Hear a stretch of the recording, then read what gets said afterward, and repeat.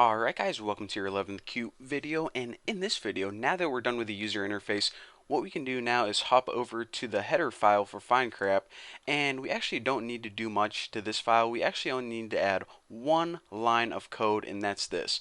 If you go in your private, right under this UI, FindCrap UI object, what we want to do is we want to create a function later on that's going to be responsible for loading the text file, because of course we need a text file that we can search through, or else this program would be useless. So void, and we'll just call it get text file, and it's not going to take any parameters, and there you go. That's it. Your header file is now done.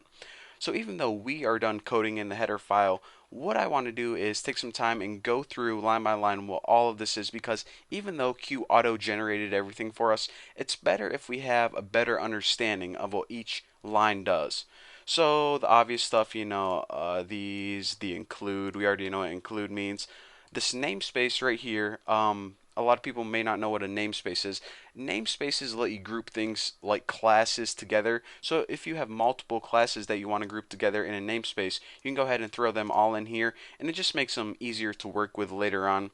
Of course, this is our class right here. What else do we need to talk about? This Q object. This is actually a macro that Qt says it's pretty much a rule that we have to follow. Whenever we are defining signals or slots, Qt says that you need to include this macro. Again, just a rule that we have to follow. Under public, what do we have? This is just the constructor, and the constructor takes a parameter, as you can see. And what? Oh, freaking motorcycle. Okay, good timing with that motorcycle. So basically what it does is it asks for the parent, but what we did is we set the parent to 0 or null. Now whenever we set the parent to null, it means that no parent exists, or it has no parent. So basically we're saying, okay, in the constructor it has no parent. Of course, under that is the deconstructor, which is basically responsible for cleaning everything up. Now in our private slots, let me scroll down a little bit. The private slot, obviously, on go button clicked is just the user action. What happens whenever they click the go button? Makes sense.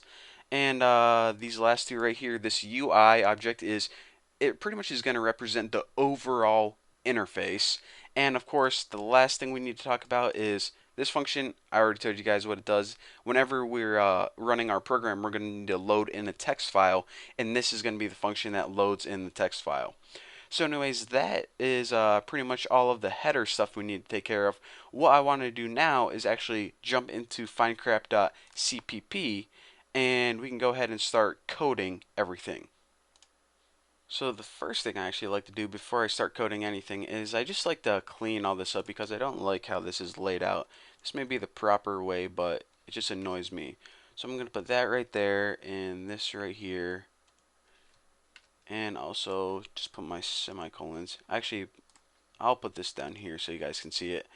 Now, I know this is kind of a waste of time, but it really annoys me if I don't do this, so sorry guys. Alright, so you see that how many functions do we have? We have the constructor right here, and then the deconstructor, and then we have this function right here, which is basically the function that gets called whenever the user clicks the button.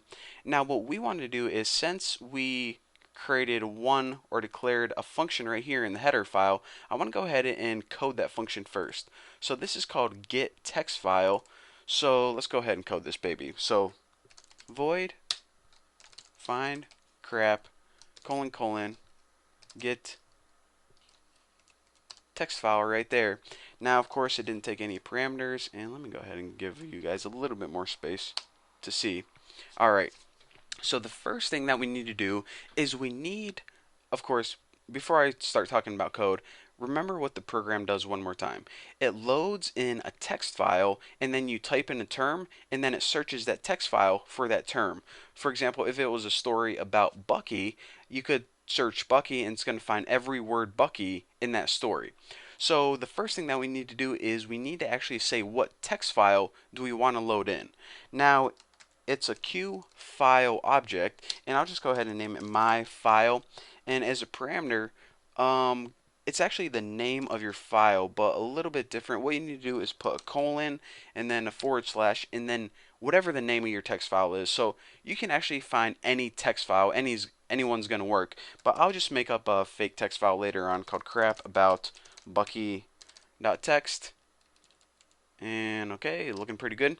So now what we need to do is we actually need to open up this file so we can use it, because in this line what we did is we pretty much just stored it in an object. Now that we have the object, let's go ahead and do something with it. So my file, the function is called open, and as a parameter for this you actually write QIO device read only. So that is how we're going to open up our file, is read only, since we don't need to edit it or write to it or anything else. So now that we have our file opened up, we actually need to convert it to a stream. So but Q text stream popping up right there.